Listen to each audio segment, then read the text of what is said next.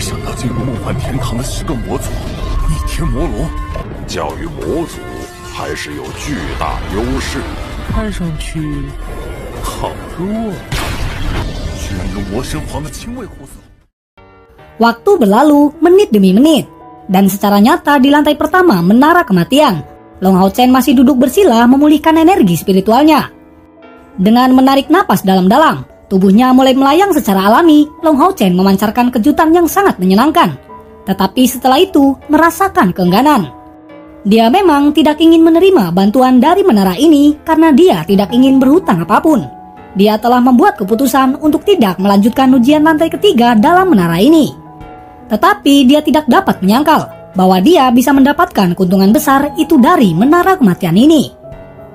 Setelah mencapai langkah ke-8, Long Hao Chen memiliki total 5 rongga spiritual. Dan kecepatan peningkatan energi spiritualnya sebenarnya menjadi lebih lambat daripada sebelumnya. Karena dia membutuhkan waktu untuk beradaptasi. Total energi spiritual Long Hao Chen saat ini sudah mendekati 37.000 unit. Yang merupakan lompatan kualitatif dibandingkan sebelumnya. Berdiri, Long Hao Chen terdiam sesaat. Setelah menenangkan dirinya, dia segera berteleportasi kembali. Dia tidak ingin membiarkan dirinya merasakan keterikatan pada tempat ini. Setiap kali dia mengingat peristiwa di masa lalu ketika Eluk sang bencana tidur mengandalkan menara ini untuk membantai sejumlah besar manusia. Dia merasakan kesedihan yang luar biasa muncul di dalam dirinya. Dengan kilatan cahaya, Long Hao Chen muncul kembali di langit malam. Itu sudah menjadi sangat sunyi. Untung saja tidak ada iblis yang melihat saat dia kembali ke dalam dunia nyata. Dan tentu saja Long Hao Chen kembali tepat di tempat saat dia menghilang. Jika iblis mengetahui akan hal ini, pasti akan mudah bagi mereka untuk melawannya di masa depan. Saat ini Long Hao Chen mendarat di tanah. Setelah memperhatikan ke sekelilingnya, dia segera melompat ke depan, bergegas menuju benteng penahan naga. Dan setelah beberapa saat, ketika Long Hao Chen tiba dalam benteng penahan naga, gelombang seruan dan ekspresi hormat telah menunggunya di dalam gerbang. Sebagian besar kesatria melihat Long Hao Chen dengan mata penuh gairah, dengan rasa penuh hormat terhadap kesatria emas di depannya. Ini merupakan penghargaan mereka untuk komandan kesatria yang baru diangkat. Di mata mereka, komandan kesatria yang kuat ini telah mengalahkan dewa iblis terkuat di pihak lain meskipun belum menjadi kesatria ilahi. Pada saat yang sama, ini juga memberi mereka semangat yang lebih besar dengan perang suci ini. Dan ketika Long Tianjing melihat Long Hao Chen berdiri di depannya, dia tidak tahu apa yang harus dia katakan. Dia bisa merasakan bahwa Long Hao Chen benar-benar baik-baik saja. Apa yang telah dia pikirkan, Long Hao Chen seharusnya melarikan diri ke dalam dimensi lain. Tetapi itu hanya bisa dilakukan oleh kesatria ilahi dalam keadaan yang tenang. Long Hao Chen belum mencapai tahap ini, jadi sebenarnya apa yang telah dia lakukan? "Kakek, aku kembali," ucap Long Hao Chen dengan hormat kepada Long Tianjing. Di depan, Long Tianjing memiliki senyum pahit di wajahnya. "Aku tidak tahu apa yang harus aku katakan, tetapi menara apa yang muncul pada saat itu?" Setelah sesaat termenung, Long Hao Chen lalu menjawab, "Kakek, aku tidak ingin menyembunyikan apapun darimu, tetapi itu rahasia yang tidak bisa aku ceritakan. Saat ini, aku hanya bisa mengatakan, benda itu dapat membatasi dewa iblis kematian Saminaga dan tidak akan terpengaruh dengan orang lain. Selain itu, aku tidak bisa mengendalikannya. Itu muncul begitu saja dan itu juga merupakan jalan untukku melarikan diri." Setelah kalimat ini selesai diucapkan, yang mengejutkan Long Hao Chen, Long Tianjing tidak terus bertanya tentang hal itu. Penampilannya menjadi lebih lembut saat dia kembali bertanya, "Hao Chen, bagaimana keadaanmu? Apakah kamu baik-baik saja?" Long Hao Chen kemudian menggelengkan kepalanya. "Sekarang aku baik-baik saja. Kakek, para iblis mungkin akan melancarkan serangan pembalasan. Aku sudah membuat persiapanku untuk berperang dan aku akan menunggu perintahmu." Melihatnya, Long Tianjing terdiam kemudian berkata, "Seharusnya para iblis tidak akan datang untuk menyerang. Kali ini kamu telah memberikan kerusakan yang sangat serius. Mengingat bahwa kamu memiliki 2 alat ilahi, bagaimana mungkin iblis tidak akan memperhatikanmu? Jadi bagaimana mungkin aku akan mengirimmu ke dalam medan perang?" Meskipun nada Long Tianjing sedikit menegur, Long Hao Chen merasa penuh kehangatan. Dia bisa dengan jelas merasakan kekhawatiran dalam suara kakeknya. "Kakek, kalau begitu aku akan menjaga benteng. Tetapi semua kejadian itu benar-benar bukan salahku. Sebuah emas tidak bisa dicegah untuk bersinar, dan kamu juga seharusnya ingin melihat cucumu mendominasi dalam medan perang. Pada saat itu, Long Hao Chen menunjukkan senyum di wajahnya tanpa malu-malu. Di depan, Long Tianjing juga mengungkapkan senyum sebagai tanggapan. Setelah masa kekhawatiran ini, dia mengenali poin-poin hebat dari cucunya.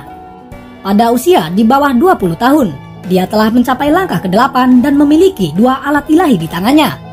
Meskipun dia belum dapat menggunakan sepenuhnya dalam jangka waktu yang singkat, sepertinya dia akan mampu melawan Dewa Iblis. Selain itu, dia pasti akan menjadi pahlawan dan juga pemimpin hebat yang akan membuat halaman baru tentang sejarah manusia. Dengan mengambil napas dalam-dalam, Long Tianjing kemudian menjawab, "Kali ini kami telah membuat para iblis ini ketakutan, dan untuk alasan ini aku tidak berencana membiarkanmu terus muncul di medan perang." Setelah kalimat ini terdengar, Long Hao Chen sangat terkejut. "Kakek, jika kamu tidak membiarkanku muncul di medan perang, bagaimana aku bisa mengumpulkan 10 juta poin kontribusi? Selain itu, aku juga harus membentuk pasukanku kembali." Long Tianjing berdiri dan perlahan berjalan ke depan Long Hao Chen dengan ekspresi marah di wajahnya. "Hao Chen, jangan khawatir. Pemikiranku tidak sama dengan kakek Yang. Kamu adalah satu-satunya cucuku. Jika kamu tetap berada di bawah sayapku, kapan kamu akan menjadi pemimpin manusia yang akan memusnahkan iblis? Sekarang kamu harus menahan diri. Aku percaya bahwa kamu memiliki kemampuan untuk menjaga diri sendiri. Jadi, kakekmu tidak akan menghentikanmu pergi ke dalam medan perang. Dengan kontribusimu 2 hari ini, aku bisa memberimu hadiah 500.000 poin kontribusi." Mendengarnya, Long Hao Chen kembali terkejut. Dia menatap Long Tianjing dengan penuh kehangatan. Di depan, Long Tianjing kembali melanjutkan, "Kamu telah melakukannya dengan sangat baik, tetapi kamu benar-benar tidak bisa tetap di sini. Cahayamu harus bersinar pada semua tempat yang membutuhkannya. Jadi sekarang aku akan memberimu sebuah misi. Dan setelah menyelesaikannya, kamu dapat dianggap telah mengumpulkan 10 juta poin kontribusi. Tentunya pasukanmu dapat terbentuk kembali." Mendengar semua itu, Long Hao Chen hampir melompat kegirangan. "Kakek, cepat berikan misi apa yang harus aku lakukan. Tidak peduli apapun itu, aku pasti akan menyelesaikannya." Di depannya, Long Tianjing kemudian menjawab, "Misi ini tidaklah sulit. Kamu harus bergabung dengan pertahanan dari setiap benteng 5 kuil lainnya. Selain itu, kamu harus berkontribusi dengan pencapaian yang besar. Apakah kamu mengerti?" Kebahagiaan selalu datang dengan tiba-tiba. Untuk sesaat, Long Hao Chen tidak dapat menunjukkan reaksi apapun. Bergabung dengan 5 kuil lainnya untuk ikut dalam pertempuran dan bersatu kembali dengan rekan-rekannya. Tanpa diragukan lagi, ini merupakan misi yang jauh lebih sederhana daripada harus mengumpulkan 10 juta poin kontribusi. Untuk sesaat, Long Hao Chen tidak bisa berkata-kata karena sangat gembira. Melihat itu, Long Tianjing tersenyum. "Apakah dengan pergi ke benteng Exorcist untuk melihat pacarmu telah membuatmu sangat bahagia?" Komentar dari Long Tianjing telah mengangkat suasana hati Long Hao Chen sejenak. Dia tidak mencoba menyembunyikan perasaannya saat ini dan mengangguk dengan kuat sebagai tanggapan.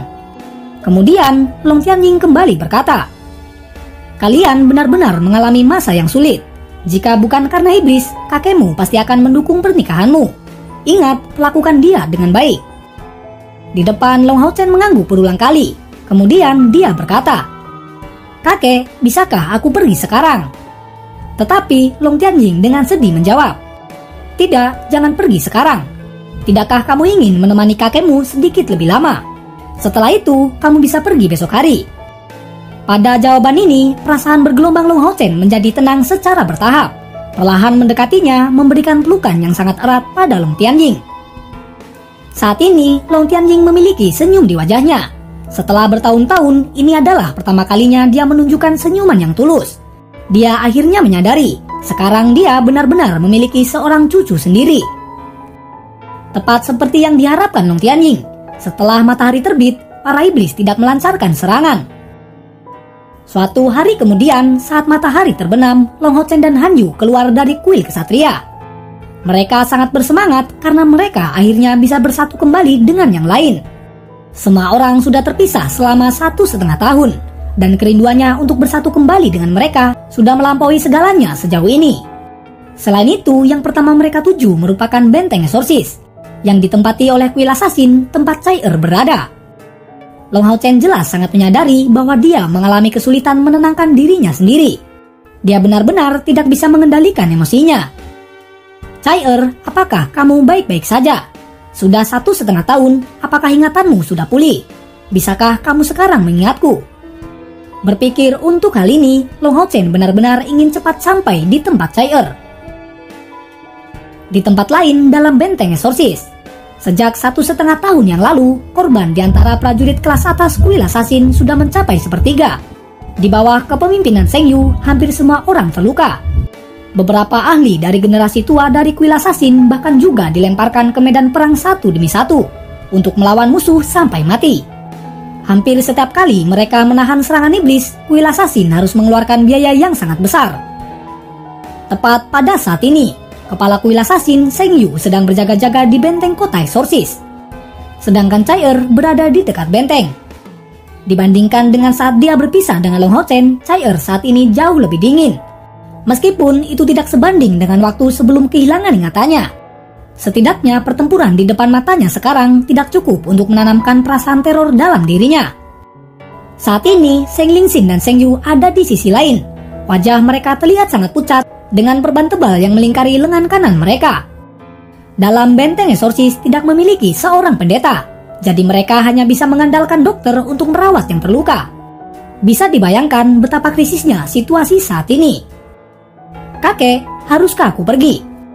Chai tiba-tiba berbalik dan bertanya kepada Sheng Yu. Sekarang para iblis sudah menyerang benteng, dan kedua belah pihak tenggelam dalam pertempuran jarak dekat yang putus asa. Dari sini dapat dilihat, pertempuran dalam benteng Exorcist saat ini berada pada masa yang kritis. Jika tidak, bagaimana mereka akan membiarkan musuh mendekati benteng? Kekuatan iblis yang menyerang terdiri dari burung iblis, iblis serigala, dan juga iblis lainnya. Dan meskipun jumlah pasukan iblis lebih sedikit dibandingkan dengan pertempuran benteng penahan naga, mereka memiliki banyak mayat untuk dijadikan makanan. Di antara mereka, iblis burung dan iblis elang berkepala ganda membentuk kekuatan udara, sedangkan iblis serigala memimpin untuk membentuk bagian di tanah. Di sisi lain, ada campuran pasukan assassin, warrior, dan juga kesatria, dengan para kesatria dan warrior yang berdiri di depan. Sedangkan para assassin mengerahkan seluruh kekuatan mereka untuk membunuh dan melukai musuh. Sama seperti dalam benteng penahan naga, para ahli langkah ke-9 dari kedua sisi tidak akan bergabung dalam pertempuran dengan gegabah.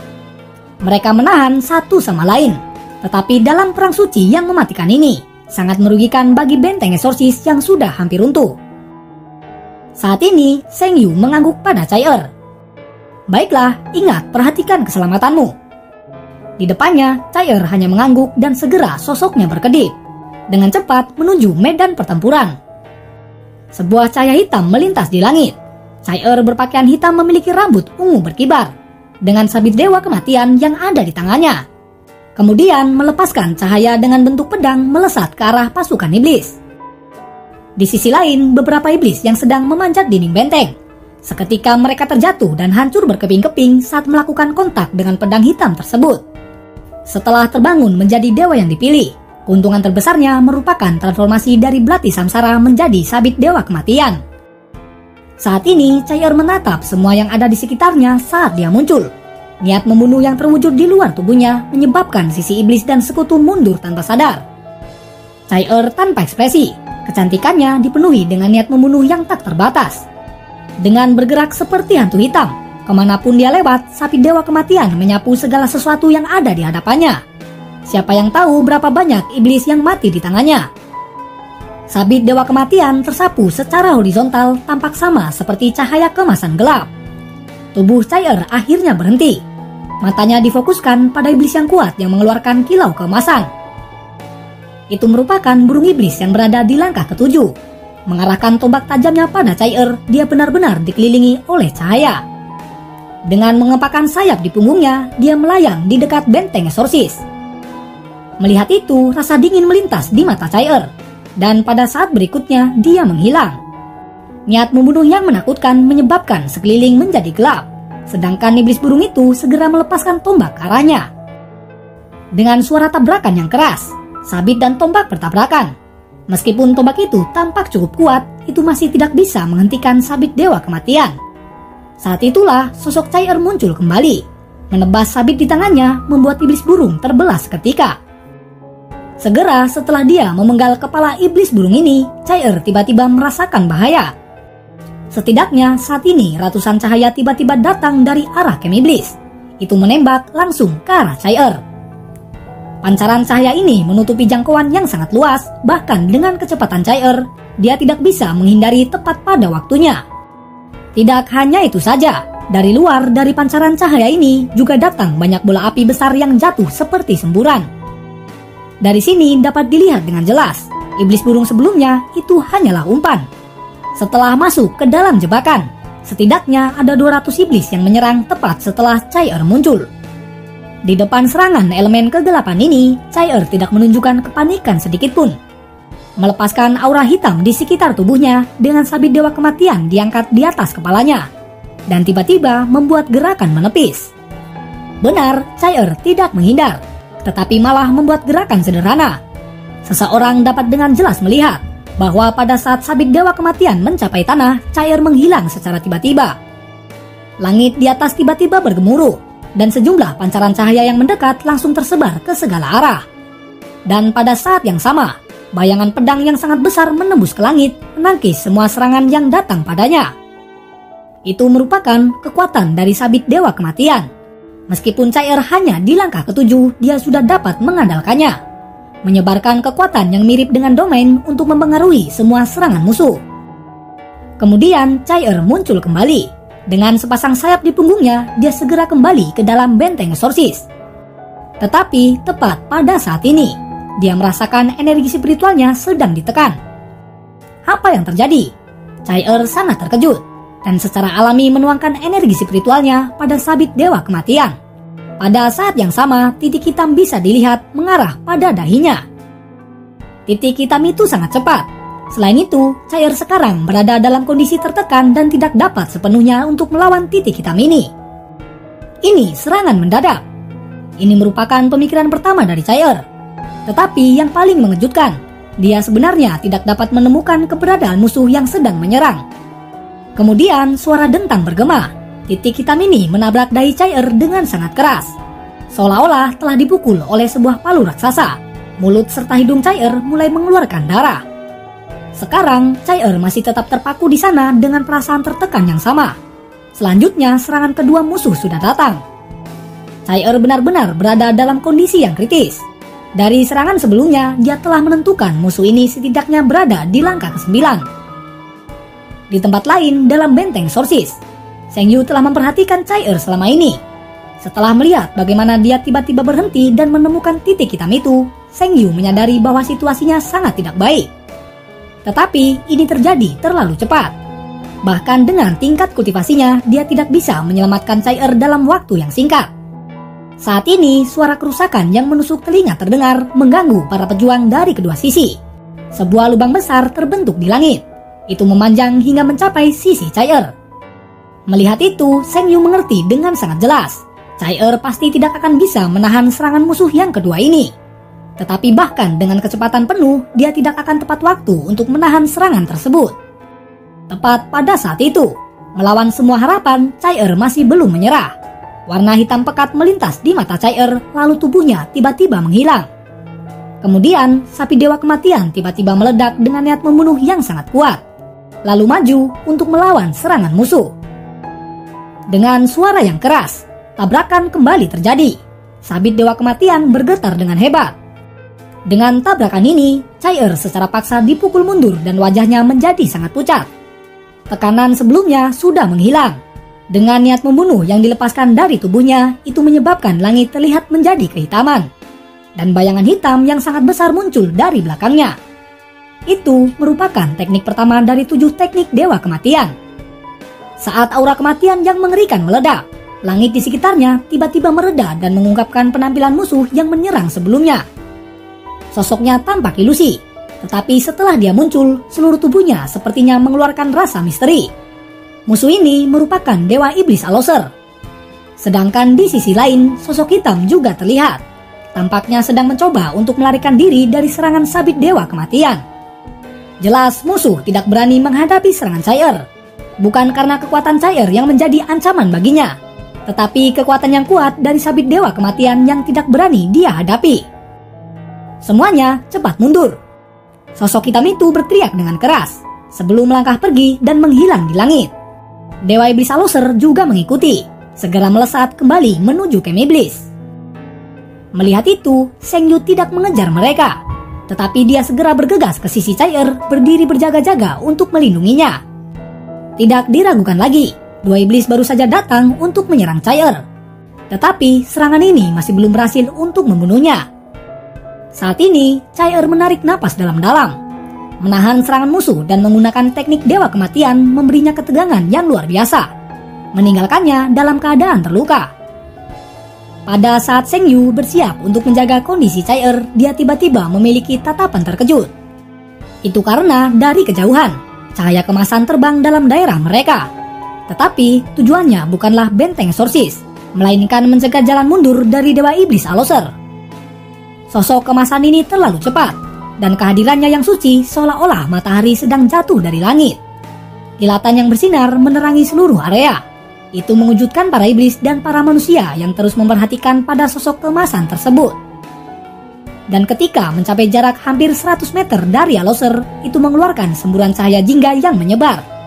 Seseorang bisa dengan jelas melihat perisai jingga datang untuk menyerang ke arah Aloser.